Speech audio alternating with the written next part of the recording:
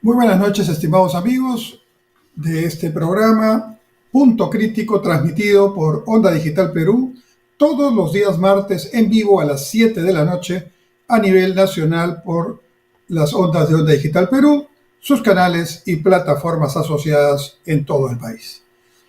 Bueno, tenemos muchas noticias para comentar. En este primer bloque voy a dedicarme a explicar las consecuencias que creo va a tener la victoria del señor Javier Milei como presidente electo de la Argentina. El último domingo se hizo el balotaje o la segunda vuelta entre el candidato del peronismo, el que era ministro en funciones de Hacienda, lo que sería el equivalente al ministro de Economía aquí, el señor Sergio Massa. El señor Massa entiendo que ha pedido una licencia ahora después de los resultados.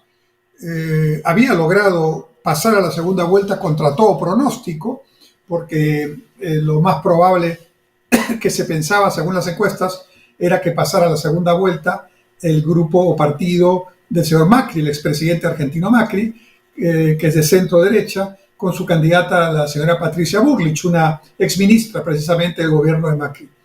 Curiosamente, el peronismo repuntó, sobre todo en la provincia de Buenos Aires, ¿no? Que fue fundamental para que el señor Massa pase a la segunda vuelta, y nuevamente las encuestas se equivocaron porque estaban dando prácticamente un empate técnico que decía que cualquiera de los dos podía ganar. Y así estuvieron los pronósticos hasta el mismo día de la votación, antes de conocer los resultados, por supuesto. Y yo creo que había una gran incertidumbre, incluso si se iban a respetar los resultados, algunas denuncias de posible manipulación de votos. Lo concreto es que Javier Milei ha ganado por 11 puntos de diferencia con respecto al candidato peronista, el señor Massa. Una contundente victoria. Esto por un lado. ¿Y quién es el señor Milei? El señor Milei es un candidato independiente, lo que se llamaría o se conoce como un outsider, que no pertenece a las fuerzas políticas tradicionales de Argentina. Su posición política es de extrema derecha, extrema quizás queda corto, es ultraderecha. Y en su discurso ya después de la victoria, incluso creo que su entusiasmo desbordó al punto de que llegó a decir que es el primer mandatario electo, no de Argentina, sino del mundo, que tiene esta condición de libertario. Se está posesionando o se intenta posesionar como el presidente más libertario de todos los presidentes que haya habido en la humanidad. Ya ese pequeño desliz en el discurso de agradecimiento ya me indica que digamos, hay que mirar con cuidado lo que vaya a hacer el señor Milei. Ahora, el señor Milei es un economista. Tampoco es que dice barbaridades. Evidentemente conoce bien lo que menciona, pero su discurso para poder lograr ganar en la Argentina, que no es sencillo, ganarle al peronismo después de varios gobiernos peronistas, no es sencillo, estimados amigos, porque el peronismo tiene todavía una gran fortaleza institucional como partido y una gran presencia en los sindicatos y organizaciones populares en el país. Sí, a diferencia del Perú, donde los partidos políticos han tenido una crisis digamos, de identidad y incluso de pertenencia, diría yo, lo que ha pasado es que en Argentina los partidos todavía, a pesar de su propia crisis, mantienen una cierta institucionalidad y una fuerza, pero en particular el peronismo de Argentina tiene un gran arraigo en los sectores populares y en instituciones que manejan sindicatos, manejan recursos, y por lo tanto eso explica también por qué pasaron a la segunda vuelta. Entonces, si bien la victoria de Milei es contundente, inobjetable, fue aceptada inmediatamente por el candidato Massa, y además el hecho de que haya sido así es más que evidente que aun cuando algunos sectores del gobierno peronista que está en funciones con el presidente Fernández probablemente hubieran tenido la intención de hacer algo para manipular votos, o si la cosa era muy reñida, pues la cosa no se pudo hacer ni por casualidad, porque la diferencia era extremadamente importante. Victoria contundente. Pero ahora viene, como yo siempre digo, hay un momento para la campaña y hay un momento para el gobierno. Y el momento para el gobierno empieza ya, estimados amigos. A diferencia de nuestro país, que normalmente las elecciones son en marzo, la segunda vuelta en junio, ¿no? Y ya la transferencia se hace el 28 de julio. Estamos 21 de noviembre y la transferencia en Argentina se hace el 10 de diciembre. Prácticamente estamos a unos menos de 20 días de la transferencia. Imagínense. Entonces, el tema aquí es que la posición que el candidato ahora presidente electo Javier Milei tenga en cada uno de los días que pasen y conforme sean sus primeros actos de gobierno, van a ser fundamentales para consolidar esta victoria en un gobierno sostenible o para convertir esta victoria en una fragilidad como gobierno. ¿Y por qué digo esto? Porque la posición del candidato Milei, ahora presidente argentino, ha sido extremadamente radical. Por ejemplo, en Argentina tenemos en este momento una inflación de 3 dígitos, está arriba del 100%.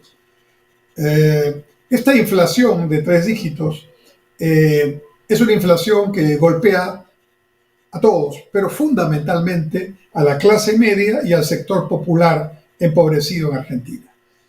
El dólar paralelo, que allá en Argentina le llaman el dólar blue, como blue, el azul en inglés, el dólar blue, ¿no es cierto?, está prácticamente bordeando los 1.000 pesos y el dólar oficial en 200 y pico, 300 pesos. Es decir, prácticamente el dólar paralelo ha llegado a duplicar y hasta triplicar el dólar oficial, con lo cual se evidencia una situación de escasez de divisas, ¿no?, y de una situación de déficit público muy grande. Además de eso, Argentina está súper endeudada, sobre todo con el Fondo Monetario Internacional, pero no tiene recursos para pagarle porque como no está generando las divisas necesarias, y eso expresa por qué el tipo de cambio tiene semejante diferencia, ¿no?, entonces no está pagando su deuda y eso acrecienta los intereses moratorios y compensatorios y la bola de nieve va creciendo. Y además de eso tiene un déficit fiscal alto, es decir, el gasto del Estado está muy por encima de los ingresos que por impuestos tiene el Estado. Y su capacidad de nuevo endeudamiento es casi nula. Entonces, en realidad, ganara quien ganara, Massa si ganaba o ahora Milei que ha ganado, se enfrenta a una situación que es muy difícil de afrontar desde cualquier posición política y económica. ¿Qué creo que puede hacer Milei y qué creo que no va a poder hacer Milei? Milei ha ofrecido que para estabilizar la economía va a dolarizarla. Es decir, va a desaparecer o va a hacer que ya no tenga el curso legal el peso argentino y va a declarar que la moneda de Argentina es el dólar norteamericano. No es el primer país que lo hace. Ecuador, hace ya varios años, y con un presidente socialista, Sergio Correa, dolarizó la economía ecuatoriana, y Panamá, que mantiene su moneda nacional que se llama Balboa, prácticamente es un país dolarizado, en el sentido que todo el mundo allí negocia, comercia en dólares, ¿no? Pero son Panamá y Ecuador economías pequeñas en términos de tamaño económico, ¿no? No solo de tamaño geográfico, sino de tamaño económico. Argentina es un país continente. Argentina es un país grande, con recursos, que está empobrecido por las políticas que se han generado en los últimos 20 años allí. Entonces, ¿qué tanto puede Milei cumplir con sus promesas? Si Milei, que ha dicho incluso que quiere desaparecer el Banco Central y dolarizar la economía argentina, bueno, ambas medidas claramente requieren que, más allá de la voluntad del gobierno, requieren voto en el Congreso. Sin duda es el Congreso el que ha definido cuál es la moneda del país y cuáles son las funciones del Banco Central o la autoridad monetaria en este caso. Y el problema que tiene el señor Milei es que no tiene control del Congreso, no tiene el control del Parlamento. Ahora, ¿cómo ha ganado entonces? Porque se ha sumado para la votación que ha obtenido, que repito ha sido muy importante, el voto antiperonista, radical, antiperonista, cualquiera que sea el tema antiperonista 100%, con el voto de protesta, que existe ya en todos los países, aquí en Perú también, ¿verdad? Por las situaciones complicadas que se vienen viviendo, pandemia, crisis económica, crisis social, crisis mundial por las guerras, etcétera, etcétera, inflación. Todo eso sumado genera un gran malestar y en el mundo hay mucho descontento con todos los gobiernos. Casi, miren lo que está pasando en España, ¿no? Que está pasando una situación política también muy complicada, yo diría muy frágil, ¿no? E incluso en países como los países de Europa, del norte de Europa, los países nórdicos, ¿no? Que son países que han alcanzado niveles de vida promedio que ya quisiéramos acercarnos nosotros, los latinoamericanos. Incluso en esos países lo que vemos es fundamentalmente descontento en algunos sectores, ¿no? Que teniendo de todo, están descontentos, ¿no? Entonces el mundo está en un proceso de cambio y de discusión y de discusión de los propios paradigmas o de las grandes, digamos, referencias con las cuales se manejaba la política en general y la política económica en particular. Entonces, el primer problema que va a tener Milei es que necesita el Parlamento para varias de sus transformaciones o reformas liberales que quiere hacer. Y yo no creo que el peronismo se preste, el peronismo tiene una parte importante del Parlamento, no creo que se preste para ello. Además de eso, en la elección de gobernadores, porque ha habido una clara diferencia, como ocurre en todos los países, ¿no? La gente ha votado para presidente de una manera, pero para sus gobernadores e intendentes, allá se llaman intendentes los alcaldes, han votado con otro criterio. Y el peronismo tiene muchos gobernadores, ¿no? Muchos gobernadores. Y tiene también intendentes.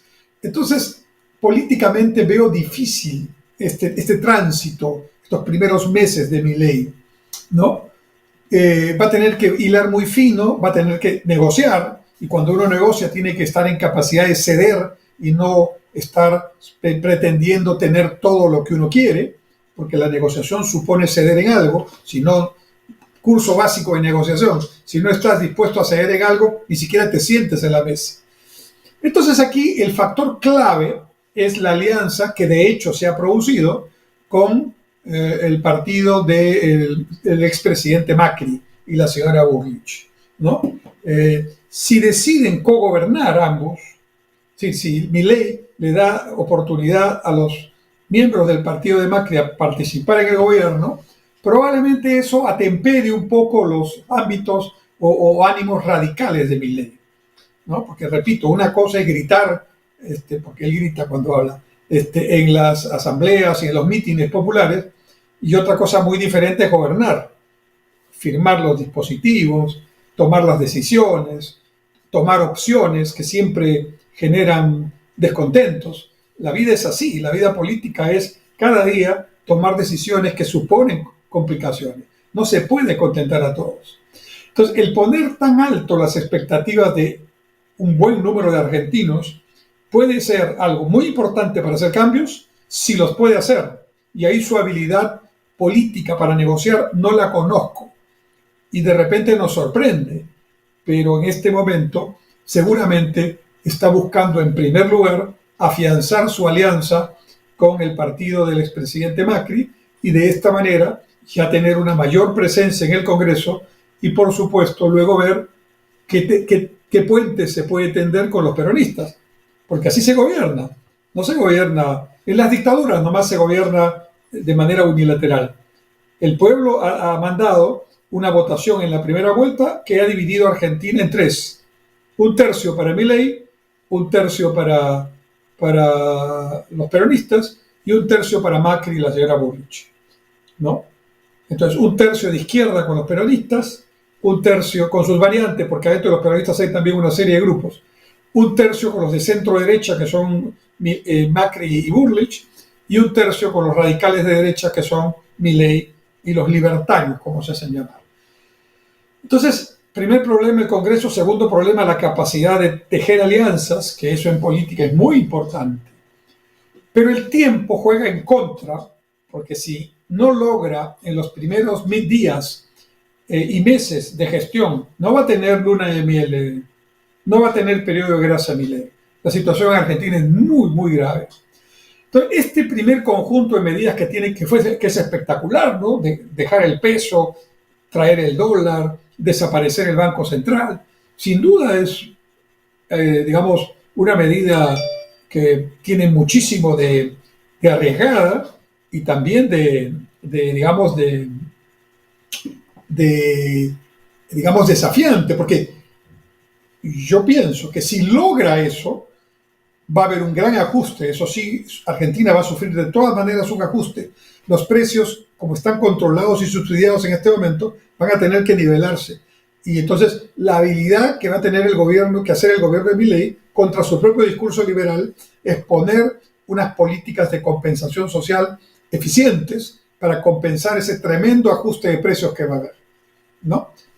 Y eso sí lo puede hacer. ¿Por qué? Porque los precios, las medidas de controles de precios y subsidios son medidas del Ejecutivo, no pasa por el Congreso.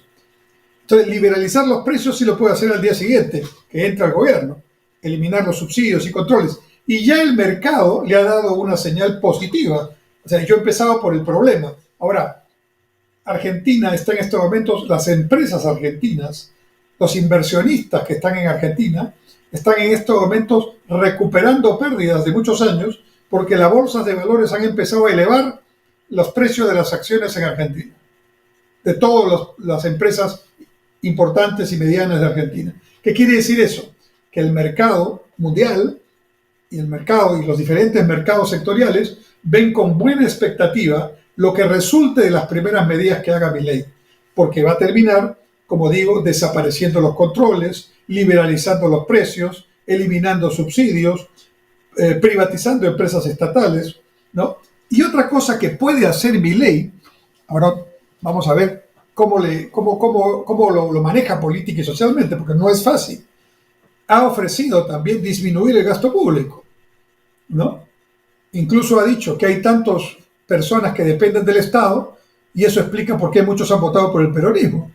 Pero ahora él pretende reducir eso y más bien trasladar el ímpetu de la economía argentina a la actividad privada, ¿no? Y a un Estado más eficiente y más pequeño que se dedique a hacer cosas que tengan el trabajo de la compensación social. En teoría puede funcionar, pero en la práctica, ¿no? Tiene lógica en teoría, pero en la práctica esto supone una población que está muy golpeada por muchos años de pobreza, inflación, endeudamiento, déficit fiscal, ¿no es cierto? Argentina es un país de una clase media muy ancha que se ha empobrecido, ¿no? Y esa población será capaz de asumir el desafío que Milei plantea, de pasar un tiempo muy difícil con precios altos y situaciones de ahorro o más bien de austeridad muy grande, hasta que la economía, por estas primeras señales que empezamos a ver, empiece a reflotar y el crecimiento empiece a generar producción y productividad, y ahí se retoma el empleo. Y al retomarse el empleo productivo, eso vaya compensando este primer tramo. Pero este tramo, repito, va a ser muy difícil, muy fuerte, y por la brecha que existe, durante muchos años se han mantenido estos controles, y lógicamente eso nos pone en una situación en la que la economía y lo que vaya a pasar en Argentina está en una situación de gran incertidumbre.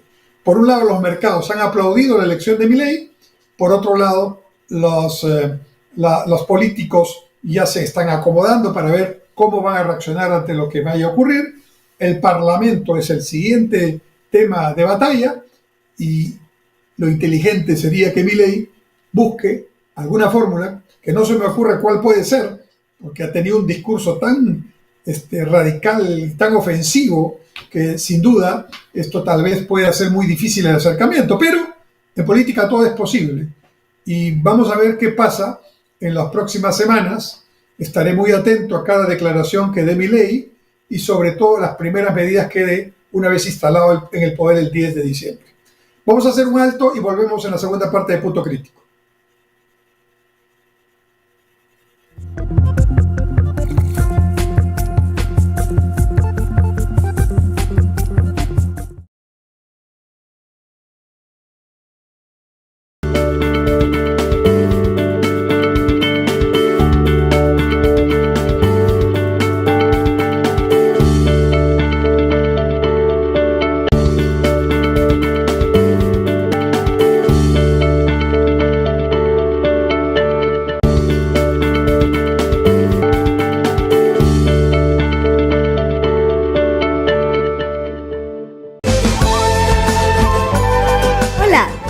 Maritza Gómez Alarcón y quiero recordarte que Arcoíris del Perú es un programa donde promocionamos y difundimos las riquezas humanas.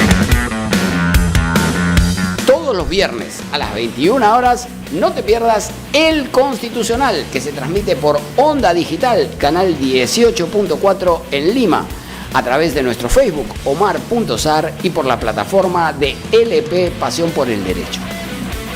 Toda la actualidad constitucional y procesal constitucional la vamos a analizar contigo, corto y fácil, como de costumbre.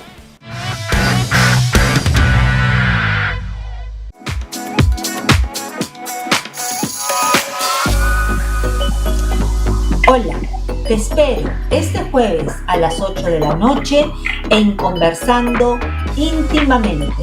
Abordaremos el tema relación de pareja a distancia. ¿Funciona?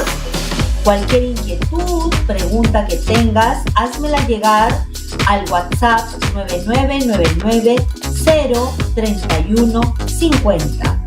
Y recuerda, este jueves a las 8 de la noche tienes una cita íntima conmigo. Nos vemos.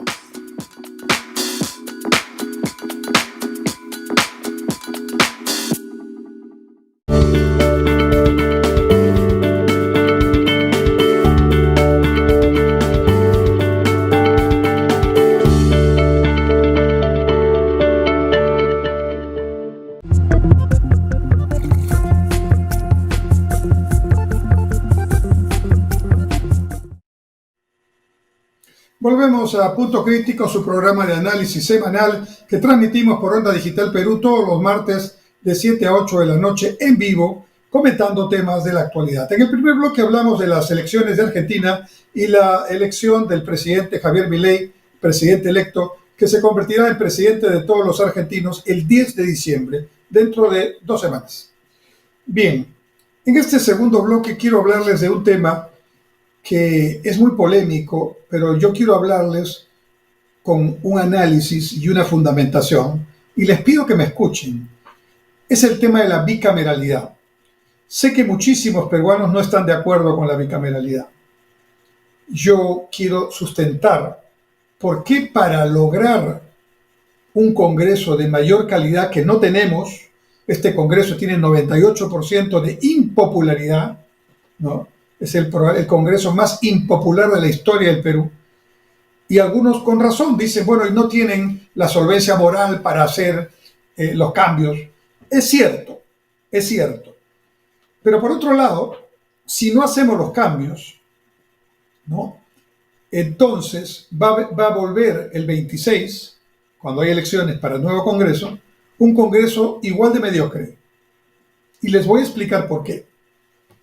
Y no pretendo con esto convencerlos totalmente. Simplemente quiero, a los que están en desacuerdo, ¿no?, producirles una reflexión. Y si después de la reflexión continúan en esa posición, bueno, es su libertad de así hacerlo. Yo estoy convencido de que la bicameralidad se necesita en el Perú. Y les voy a explicar por qué. Y voy a usar los argumentos de quienes no están a favor precisamente para demostrarlo. Primero se dice que este Congreso bicameral lo que traería es mayor burocracia, menor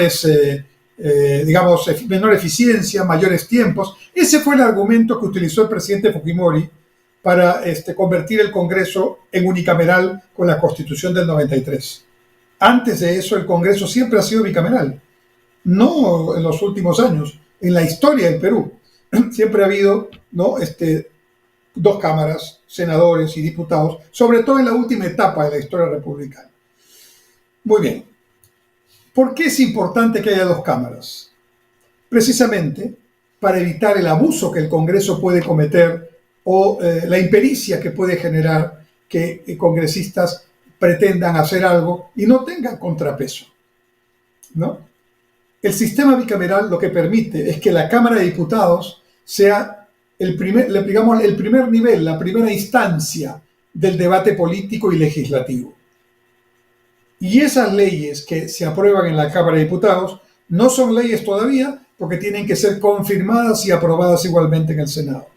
Y el Senado, por su característica, por el tipo de requisitos que se pide para los senadores, es definitivamente una Cámara más reflexiva, una Cámara, por eso le llaman a la Cámara de Diputados la Cámara Joven y a la del Senado la Cámara de Senadores o la Cámara Mayor o la Cámara Reflexiva, ¿no? En Inglaterra es la Cámara de los Bores y la Cámara de los Lores, ¿no?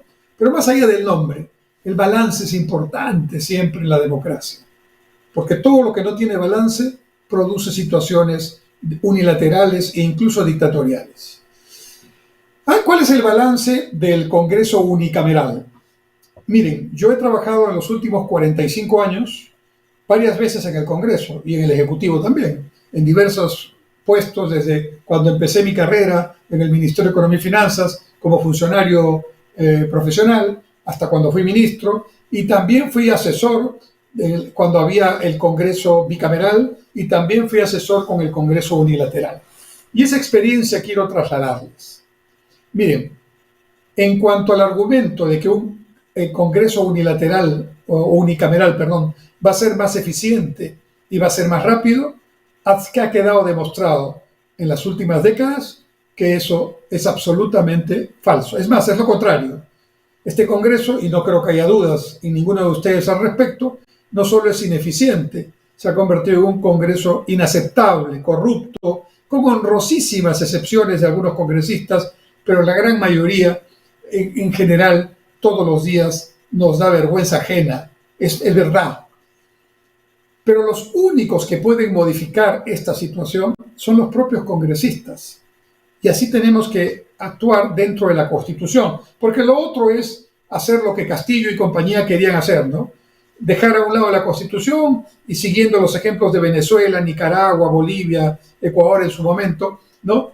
Meter una asamblea constituyente y proponer una Constitución que ya saben para dónde nos llevaba y que no tiene nada que ver con los objetivos del Perú. Nos hemos salvado de eso, al menos temporalmente, pero la idea es cómo salimos de esta situación. Y con un Congreso de este tipo no vamos a salir de esa situación. Entonces, primer concepto, no es cierto que el Congreso unicameral es mejor que el bicameral porque es más eficiente, porque hace las cosas más rápido. No, en el Congreso se necesita el balance, siempre. Y ese balance no existe en este momento. Yo soy testigo de cómo a veces una norma entra por algún grupo parlamentario o a veces viene del Ejecutivo y en una comisión donde prácticamente no se hace ningún análisis serio, termina aprobándose y después termina en el Pleno, y en el Pleno, por razones totalmente diferentes y hasta anecdóticas y coyunturales, terminan aprobando unas cosas que nunca debieron ser leyes, ¿no? Si hubiera el Senado, esto ya no puede pasar, porque el Senado no va a pasar una de esas leyes que pudieran salir de diputados con esa mediocridad. Primer punto. Se dice luego, esto va a originar mayor presupuesto. ¿Por qué? Porque van a haber 60 senadores y 130 diputados, y esos son más sueldos. Miren, pues hagamos una cosa, ¿no? Que los senadores y diputados tengan solamente un asesor, como debería ser, y no la cantidad de asesores que hay para comisiones y todas las cosas que ahí se hacen. Y simplemente ese presupuesto no va a aumentar, pero sí va a mejorar la calidad de lo que se hace. Por otro lado, hablando en términos presupuestales, ¿cuánto cuesta a todos los peruanos una ley mal hecha? Muchísimo dinero. Es decir, si ponemos personas que no son capaces, van a ganar un sueldo, pero van a producir medidas que van a ir finalmente en contra del Perú, en contra de nuestra economía, y eso va a significar que los peruanos terminemos pagando además sus errores. Segundo punto. Tercer punto. Se dice que los congresistas no tienen la autoridad, y es cierto, ahí estoy de acuerdo, pero la solución no es que se mantenga el Congreso unicameral. ¿Por qué? Porque junto con el Congreso unicameral, el otro elemento que ha permitido semejante mediocridad, ¿no?, es el voto preferencial, así como lo escuchan. El voto preferencial, en teoría, es un excelente mecanismo democrático, porque todos los ciudadanos no solo votamos por la agrupación política que queremos o por el candidato que queremos, sino votamos también por el candidato a congresista que esté dentro de la lista en el orden que yo quiera. no en el orden que el partido puso. Entonces yo puedo votar por el candidato que está en el número 30 y de repente ese sale, porque tiene la mayor cantidad de votación. Es muy bueno, pero en la práctica, estimados amigos, produce, discúlpenme el término, la prostitución del voto. ¿Qué quiero decir con esto? Miren, número 1. ¿Por qué el Congreso no tiene calidad? No ahora, hace varios congresos que no hay calidad. Porque llegan, pero sinceramente, muchísimas personas a ser congresistas y llegan con votos, ¿ah? No estoy diciendo que hayan falseado, que hayan hecho alguna maniobra ilegal, no, llegan con los votos. Pero unos votos que están en función de cosas como el dinero. En algunos lugares del interior del país, y muchos de los que me están viendo lo saben, se paga por llegar a votar por alguien y no por el otro.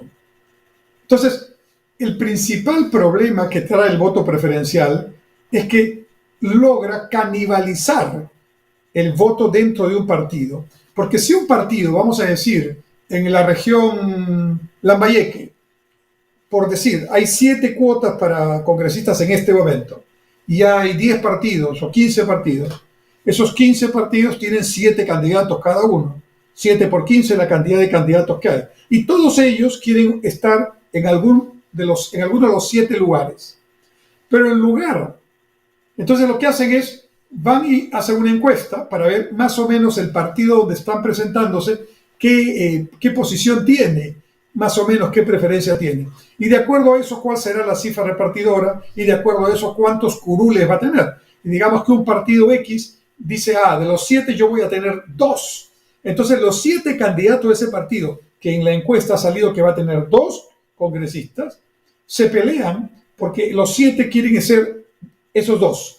Y ya no se preocupan de exponer, de mejorar sus propuestas, de hacer planteamientos serios. De lo único que se preocupan es conseguir esos 2 curules a como dé lugar, incluso invirtiendo dinero. Y son cientos de miles de dólares que invierten, entre comillas, inversión, que como toda inversión se la cobran cuando llegan a ser congresistas, no con el sueldo, sino con las acciones, muchas de ellas corruptas, que conocemos. ¿Qué pasa cuando el voto preferencial ya no va? Los partidos son los responsables de poner el orden de los candidatos. ¿Y qué va a pasar allí? Claro, los partidos van a tener el control de quienes ponen, pero no van a poder de ninguna manera en el 1, en el 2, en el 3, en el 4, en el 5, en el 6, en los primeros lugares, a los peores. Van a poner a sus mejores cuadros. Todos los partidos tienen que hacer eso. Y esa es la razón, estimados amigos, porque en los congresos bicamerales anteriores había calidad de congresistas que hoy ya no se ve, porque estaban los mejores en los primeros puestos, debidamente, evaluados por sus partidos. Y como el partido, si va a conseguir un solo congresista, tiene que poner al mejor, entonces todos los que estaban ahí eran los mejores de todos los partidos. Y no importaba que fueran diferentes sus ideologías y sus posiciones políticas, porque estando los mejores, ese congreso va a tener un debate de calidad y va a tener un resultado a favor de la ciudadanía. Les puedo testificar, viendo durante horas de horas, durante meses y años que he trabajado ahí, que el Congreso bicameral es tremendamente más eficiente que el unicameral. Ahora bien, último argumento. ¿Cómo hacemos el cambio? Entonces, algunos dicen, sí, la Constitución da 2 formas de cambiar la Constitución. Valga la redundancia, la Constitución tiene su propia fórmula para cambiar la Constitución. No se nos puede ocurrir otra fórmula. Al señor Castillo se le ocurrió una, y al señor Cerrón, ¿no?, de que debíamos tener una asamblea constituyente, pero eso no está en la Constitución, que es muy diferente al referéndum, ¿no? O sea, el señor Castillo intentó imponer una asamblea constituyente violando la Constitución. Al final violó la Constitución cuando hizo su golpe de Estado. Pero en realidad el tema es, si leemos la Constitución, hay 2 caminos para cambiar la Constitución, parcial o totalmente. Está escrito. Un camino es que los congresistas voten en 2 legislaturas ordinarias. Cada año hay normalmente 2 legislaturas ordinarias, y ahí en esa legislatura se vota y se obtiene una votación calificada, dice la Constitución. La votación calificada sobre 130 congresistas es 87. ¿no? Y se vota en un periodo legislativo y se vota en el siguiente periodo legislativo. Puede ser el primer día, el segundo día, el tercer día. Y con 2 votaciones en diferentes periodos legislativos, con más de 87 votos, queda consagrado el cambio constitucional. Y no es necesario el referéndum ahí. Así lo dice la Constitución. Y la otra alternativa, el camino B, es que haya una votación en el Congreso que no alcanza los 87 votos, y esa votación se hace válida siempre y cuando vaya a un referéndum, y en el referéndum la población vota sí o no. Si está de acuerdo o no está de acuerdo. Es evidente, políticamente hablando, que si pusiéramos a votación en este momento que el Congreso tiene 98% de desaprobación, ¿no? Un referéndum para ver si va o no va la bicameralidad, el no va a ganar. Se los digo con toda honestidad, el no va a ganar. Pero la pregunta es, quienes tenemos un poco de experiencia, algo de pedagogía para explicar estas cosas, no podemos quedarnos así diciendo, bueno, entonces ya seguiremos así. Porque no va a solucionarse el problema de un Congreso mediocre si esto sigue así. ¿Por qué? Porque los mismos que hoy están van a seguir. Van a seguir. Se cambiarán de nombre algunos, pero van a seguir. Y tampoco estoy de acuerdo con que no se puede reelegir a los congresistas. ¿Por qué se está subestimando el voto del ciudadano? Si algunos congresistas se han quedado es porque han votado por ellos y por alguna razón votarán. Y además, vamos a las estadísticas. En los últimos congresos, menos del 20% de los congresistas electos eran congresistas reelectos. O sea, el 80% eran nuevos congresistas. No han leído las estadísticas y eso ha sido bastante demagógico.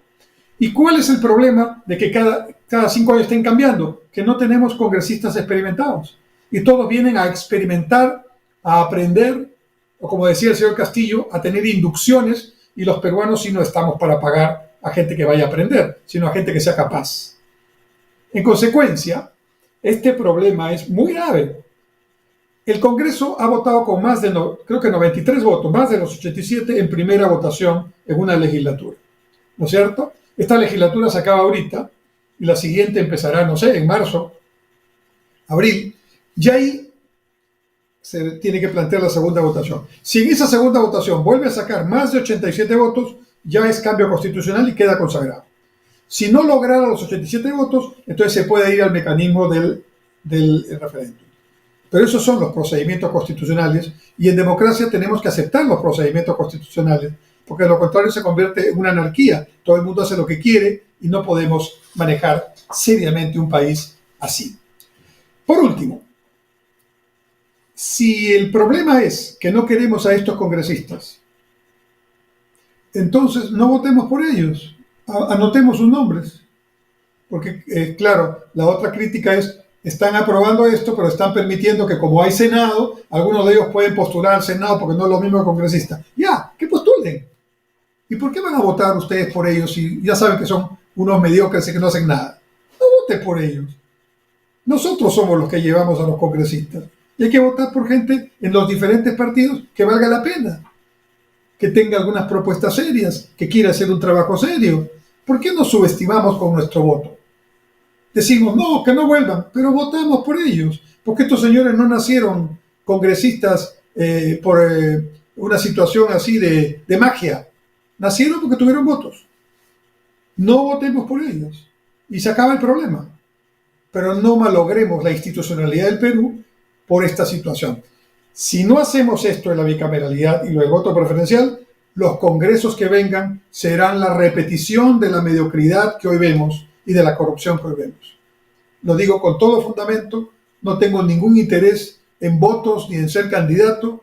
Lo que me interesa es decir lo que mi experiencia me dice que debo decir, lo que mi conciencia me dice que debo decir. Y democráticamente acepto que no estén de acuerdo conmigo muchos de los que están escuchando, pero por lo menos espero que hayan tomado alguna de las informaciones y las verifiquen. Por ejemplo, este dato, que el 80% de los congresistas electos eran nuevos en los congresos de los últimos 20 o 30 años, es un dato real. es que no se miran las estadísticas cuando se toman decisiones y a veces estas decisiones nos conducen a caminos equivocados. Volvemos en unos minutos para el tercer bloque y último de Punto Crítico.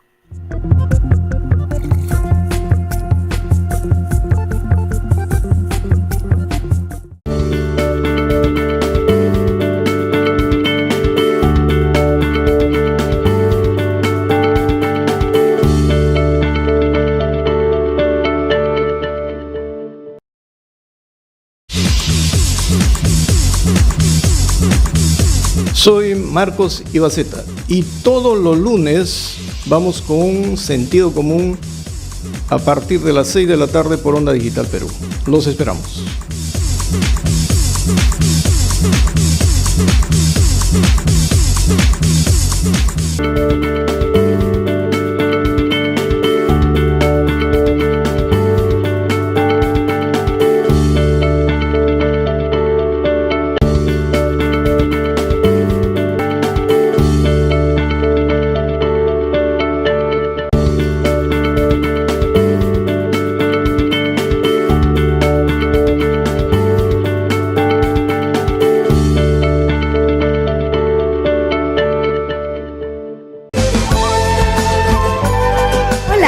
Maritza Gómez Alarcón y quiero recordarte que Arcoíris del Perú es un programa donde promocionamos y difundimos las riquezas humanas. Todos los viernes a las 21 horas no te pierdas El Constitucional, que se transmite por Onda Digital, canal 18.4 en Lima, a través de nuestro Facebook Omar.Sar y por la plataforma de LP Pasión por el Derecho. Toda la actualidad constitucional y procesal constitucional la vamos a analizar contigo, corto y fácil, como de costumbre.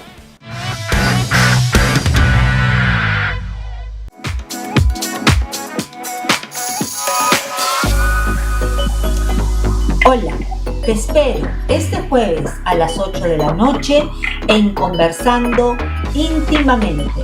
Abordaremos el tema Relación de pareja a distancia. ¿Funciona? Cualquier inquietud, pregunta que tengas, házmela llegar al WhatsApp 9999-03150. Y recuerda, este jueves a las 8 de la noche tienes una cita íntima conmigo. Nos vemos.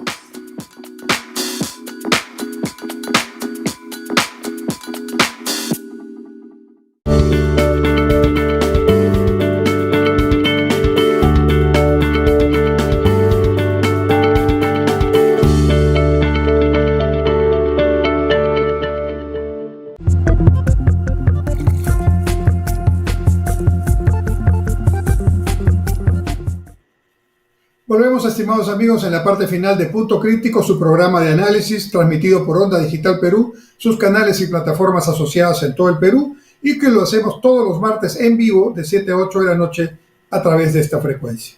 En el primer bloque hablamos de la victoria de Javier Milei en Argentina como presidente electo de ese país. En el segundo bloque hablamos de la bicameralidad que está en este tema, en este momento en curso en el Congreso de la República. Y ahora quiero hablar de la economía peruana y el plan de reactivación que ha planteado el ministro de Economía y que ha expuesto con mayor detalle en su reciente participación en la conferencia anual de ejecutivos que se desarrolló en el Cusco. En primer lugar, una buena noticia, en medio de tantas malas noticias, una buena noticia que muy pocos están percibiendo como buena porque hay tantos problemas, es que la inflación sigue bajando. El Banco Central, el directorio del Banco Central, por tercer mes consecutivo, ha reducido un poquito la tasa de referencia, que ahora está en 7%. Y probablemente seguirá reduciéndola, con lo cual está dando claramente una señal de que el Instituto Emisor, que es muy acertado, el Banco Central, está viendo claramente una reducción, una tendencia de reducción sostenida de la inflación. Esto es muy importante porque con inflación no se puede hacer nada. Hemos llegado a tener casi, producto de todos los acontecimientos externos e internos, una inflación de casi 10%, que es 3 veces la inflación que hemos tenido en los últimos 20 años. ¿Cuál es la inflación que está estimada para los próximos 12 meses calendario? 3.35%. O sea, ya estamos bastante cerca del rango entre 2 y 3%, que es el rango meta del Banco Central y en el que nos hemos mantenido con estabilidad en los últimos 20 años antes de la pandemia. Así que esa es la buena noticia, estamos reduciendo el promedio de inflación, todavía se ven precios altos en los mercados, va a haber seguramente alguna estacionalidad producto del Niño y algunos temas en carreteras con interrupciones en el suministro, pero ya esos son coyunturales. Los temas estructurales que llevaron a la inflación casi al 10% ya no están funcionando felizmente. Ahora vamos a la mala noticia. La mala noticia es que estamos por crecer cero o negativo este año. O sea, la parte productiva y del empleo es la que está comportándose mal. Ya he abundado en otros programas por qué ocurre esto. Esto ocurre, es cierto, en parte por shocks externos, el ciclón Yaku, el Niño costero, la guerra entre Rusia y Ucrania, digamos, la inflación externa, sí, pero sobre todo por la conflictividad interna y por la falta de confianza que hace varios años tenemos en la clase política y en los gobiernos, no solo en este gobierno, sino en los gobiernos, que ha hecho que la inversión privada, que crecía antes de la pandemia al 19% anual, ahora esté creciendo, mejor dicho, no esté creciendo y esté con tasas negativas de menos 14%, etcétera, etcétera.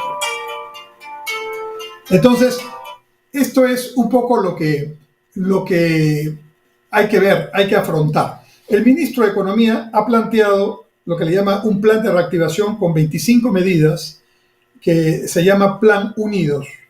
Y la idea es justamente esa, ¿no? Convocar y retomar la confianza de las entidades, de los inversionistas, de los banqueros, de los productores del Perú y de los inversionistas extranjeros y nacionales. Y esto es lo que hay que hacer, pero claramente vemos al gobierno en otras preocupaciones, en otra agenda más menuda, más política, más coyuntural, más mediocre en realidad. Y eso lo notan automáticamente los agentes económicos. Entonces, si realmente queremos una reactivación que genere algo de confianza, la presidenta tendría que evaluar seriamente hacer un cambio de gabinete, pronto. Un cambio de gabinete que ponga a ministros con experiencia, claramente expertos en sus temas, que tengan la posibilidad de ejecutar y gestionar como debe hacerse en los respectivos ministerios, con autoridad, con solvencia, con transparencia, y que además venga de un cierto consenso de diferentes sectores. Creo que eso podría ayudar mucho, porque ya el actual gabinete está desgastado y ahora seguramente en las próximas horas conoceremos al nuevo ministro del Interior o tal vez una recomposición más integral del gabinete, no sabemos. Pero se necesita eso como primer punto. Segundo, la propia presidenta debería orientar su esfuerzo. Ella parece no conocer mucho estos temas, pero en realidad tienen que explicarle a sus asesores y los ministros que este es un tema crucial. Mientras la inversión siga negativa, el crecimiento seguirá cero, y mientras el crecimiento seguirá cero, no tendremos empleos, porque los empleos no los otorga el gobierno, los empleos se generan en la actividad productiva. Entonces, estimados amigos, este tema tenemos que resolverlo girando la tuerca dentro del marco constitucional. Es decir, el gobierno de la señora Boluarte constitucionalmente va hasta el 2026. Bueno, estamos recién en 2023 fines. Nos faltan 2 años para poder, digamos, 2 años y más, 2 años y medio. Es mucho tiempo para esperar. Entonces hay que hacer cambios desde ahora. Y eso implica, si no se conoce, llamar a los que conocen y empezar a trabajar, ¿a qué? A reactivar la microempresa, a darle liquidez a las pequeñas empresas, a reavivar a empresas que están paradas por créditos que no se pueden pagar porque no se está comprando, la demanda está restringida, está disminuyendo, ¿no? Significa atender a los productores agrarios, darle los fertilizantes a tiempo, significa dar un crédito agrario con asistencia técnica, implica hacer asociatividad para mejorar los agronegocios, mejorar la artesanía, revitalizar el turismo. Eso es lo que hay que hacer. Concreto, sectorialmente, no con cifras generales. Y entonces se empieza a mover la economía, y al mover la economía por la inversión privada y la inversión pública que tiene que acompañar, pero la inversión privada liderando, entonces el empleo va a volver, y cuando vuelve el empleo empiezan los ingresos y baja un poco toda esta expectativa negativa. Eso es más o menos lo que hay que hacer. El gobierno necesita darse cuenta que tiene que hacerlo, y 2 años y medio es mucho tiempo para esperar que otro gobierno lo haga. Muy bien, eso ha sido todo por hoy, estimados amigos. Espero que pasen una buena semana y Dios mediante estaremos con todos ustedes el próximo martes, siempre a las 7 de la noche, en Punto Crítico por Onda Digital Perú, sus canales y plataformas asociadas en todo el Perú. Hasta entonces, muchas gracias.